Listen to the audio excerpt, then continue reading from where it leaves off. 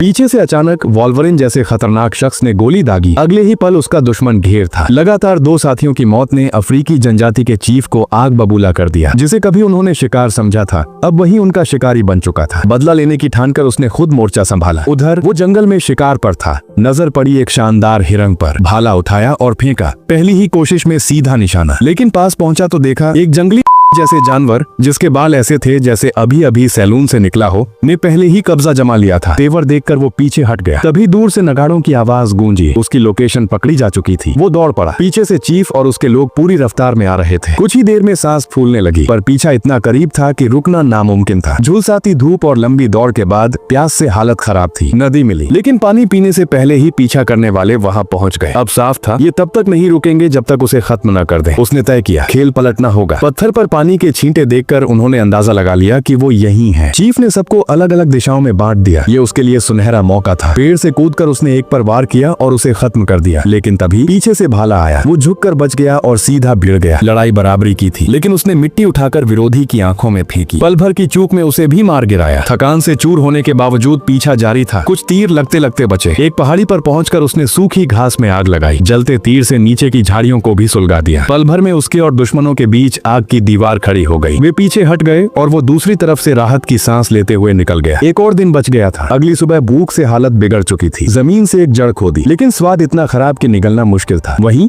योद्धा आराम से मांस खा रहे थे, लेकिन अब उनके बीच बहस शुरू हो गई। कुछ का कहना था कि इतने साथी गंवाने के बाद पीछा छोड़ देना चाहिए, मगर चीफ की जिद थी जब तक इसे टुकड़े टुकड़े न कर दूं चैन नहीं मिलेगा। एक ने विरोध किया तो गुस्से में उसने भाला उठाकर उसकी छाती बीत दी। पार्ट 3 के लिए कमेंट करें दोस्तों। 8 बजे वीडियो आ जाएगा।